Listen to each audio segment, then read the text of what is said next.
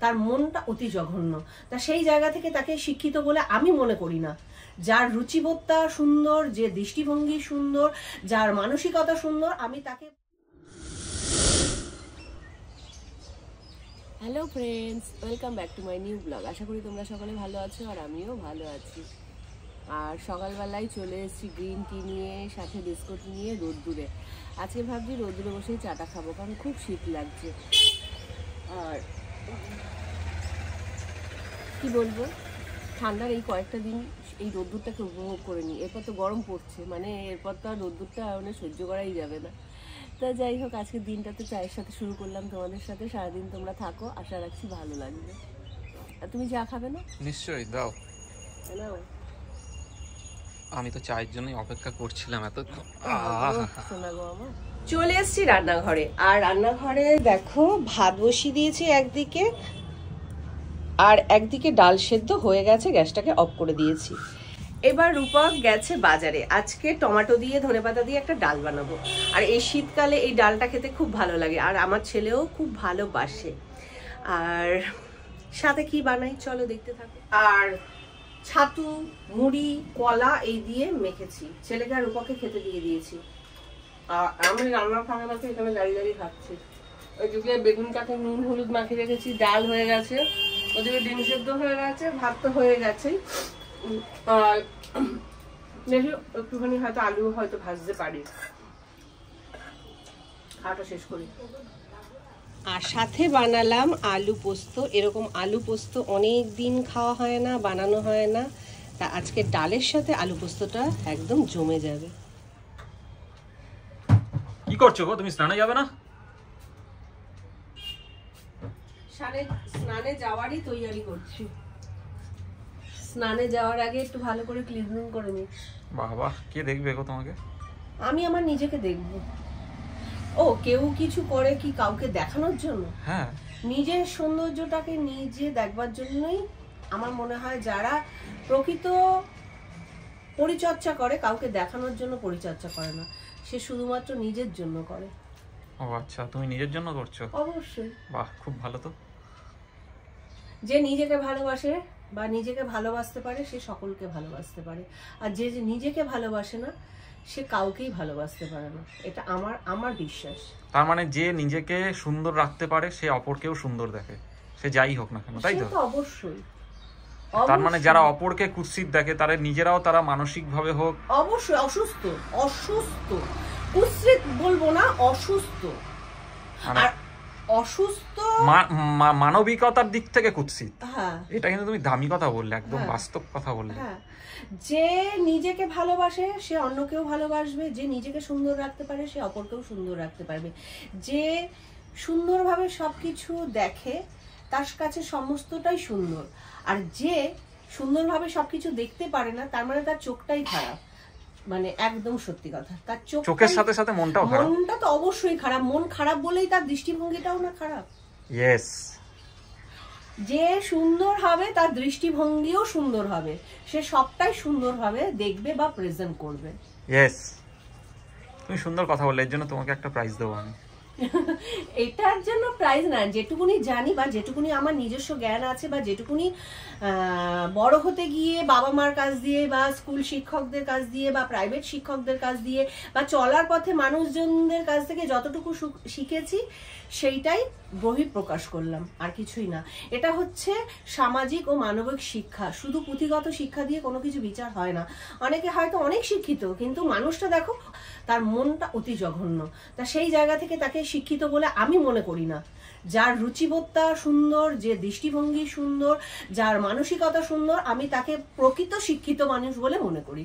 যদিও অনেকের কাছে এটা জ্ঞানের কথা মনে হবে, তবু এটা আমার ব্যক্তিগত মতামত। যারা আমার মতে মানে একমত, তারা অবশ্যই একটা কমেন্ট করবে বা লাইক করবে। কি আর তুমি মুখ ঢেকে বসে আছো? মুখটা তোলো দেখি। তুমি বিরক্ত করবে না আমাকে একদম। আমি বিরক্ত করছি না, মুখটা তোলো একটু দেখি। অফ করো, তুমি ক্যামেরাটা অফ করো। আরে দেখি না ভূতনিটাকে। তুমি দেখেছো? না না, দেখি না একবার। তুমি আমাকে ভূতনি বললে? বেশ হয়েছে, আমি ভূতনি যাও। কত কিন্তু লাগছে। তো কি হয়েছে, ভূতনি না কি একটু মেখেছো সাজলাম। এগুলো, কি মেখেছো? বলবো কেন, একটা প্যাক লাগিয়েছি, বলবো কেন, প্যাকটা লাগিয়ে তো খানিকক্ষণ রাখতে হবে, তবে না তারপর তো ধুতে পারবো। আজকে ভাবলাম অনেকদিন ভালো ভালো করে একটু ক্লিনজিং করেছি, প্যাক মানে প্যাকটাও লাগাই, তাও এই কারণে প্যাকটা লাগালাম। আর সকল বন্ধুই জানে আমি প্যাকে কি কি দিয়েছি, যদিও মানে আরেকবার দেখতে চাও তোমরা বন্ধুরা, তাহলে আমি এই প্যাকটা কিভাবে বানাই আমি তোমাদের আরেকবার কোনো একটা ব্লগে দেখাবো।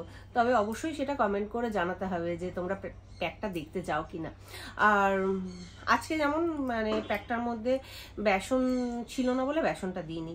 আর কি কি থাকে বেসন ছাড়া সেটা তোমাদের জানতে হলে কমেন্ট বক্সে কমেন্ট করতে হবে, তাহলে আমি দেখাবো। স্নান হয়ে গেছে, স্নান করে জামা কাপড়গুলো মেলে দিচ্ছি, সাথে ভেজা জামা কাপড়গুলো ভেজাগুলো। দেখো চিকু আর চিকুর ছানা পোনায় গেছে, দুধু খেতে খেতে ছাড়ছেই না, আমাকে ছাড়ছেই না। কি আরাম, কি আরাম, দেখো না দেখো না চানু পুনু। কিরে তোর খিদে লেগেছে?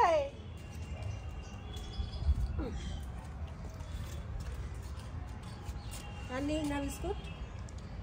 ও ওইটুকুন তো পেট ভরবে, ও খিদে পেয়েছে চরম, এতগুলো বাচ্চা না। আর ওটা ছাড়ছেই না, দেখো শুয়ে পুরো একদম কি করছে দেখো মার সাথে।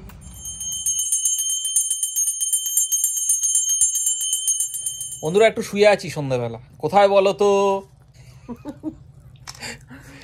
তো সারা দুপুর সুস্মিতা পার্লারের কাজ করেছে, এখন ঘড়িতে বাজে 7:30, আর এসেই একটু মুড়ি বাদাম নিয়ে বসে গেছে। এই দেখো, আমি বললাম যে আমি তোমার মুড়ির থালার পাশে শুয়েছি, আমায় 2-4টে মুড়ি মুখে দিয়ে দাও, দিল না, একা একা খাচ্ছে। বদনাম করতে পারলেই তো তুমি খুশি থাকো। বাদাম দাও। দিয়েছি, বেশি দেওয়া যাবে না, বেশি দিলে মোটা হয়ে যাবে। বাদাম মুড়ি খাচ্ছি। বাদাম মুড়ি খাচ্ছি, খাও। আজ একটু চা করে নিয়ে আসো না, আমার মাথাটা ধরেছে। অন্যদিন তুমি কাজ করো, আমি চা না দিলে মেজাজ দেখাও, আমি তো মেজাজ দেখাইনি, আমি রিকোয়েস্ট করে তোমাকে বললাম।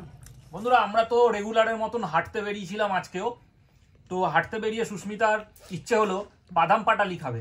ওর জন্য রূপকের হাতে বাদাম পাটালি, আমার হাতে নেই। বাদাম পাটালি তোমরা কোনোদিন খেয়েছো? না, কেউ খাইনি। খেজুরের গুড় দিয়ে বাদাম দিয়ে। তো সুস্মিতা বললো খাবে, তা কিনে আনলাম। যারা এবারে সবাই ভাগ করে নিয়েছি, আমার ভাগেরটা রয়েছে। এবার আগে তাড়াহুড়ো করে খেয়ে নিল, খেয়ে নিয়ে এবার আমার কাছ থেকে কাড়াকাড়ি করছে, যেন একটা বাদাম পাবে। এইটুকুনি তুমি তো খেয়ে নিয়েছো তোমার ভাগেরটা। আমার ভাগেরটা আমি অতটাকে নিয়েছিলাম। যতটুকুনি নাও, নিয়েছো তো। তুমিই খাও, নাম আমার কাম তোমার। আর আজকে যে তোমার কত খাটনি কমিয়ে দিলাম, কি যে বলছি পরে। তাহলে বন্ধুরা আগে বাদাম পাটালি খেয়ে নি। আর রূপক তখন বললো না আমার নাকি খাটনি কমিয়ে দিয়েছে, 4টে রুটি এনে খাটনি কমিয়ে দিয়েছে। তা খাটনি হতো না 4টে রুটি বানাতে গেলে? যেন রোজ বানিয়ে দিই না। আর নিজে রসগোল্লা নিয়ে বসেছে, আর আমাকে শুকনো মুড়ি আর আলু পোস্ত, মানে এই তোমার জন্য রাখা। ও বাবা, এমন করছে না, তুমি মিষ্টি খাবে না। নতুন গুড়ের রসগোল্লা বন্ধুরা। কই আমারটা, কই কই আছে? চাই না, তুমি তো লুকিয়ে রেখে দিয়েছো। তুমি লুকিয়ে রেখে দিয়েছিস। আলু পোস্তটা কেন ফেলে আনিস না বলো? ক্লাস এই পুরনো ডায়লগ দেবো? বলো। ফাটাফাটি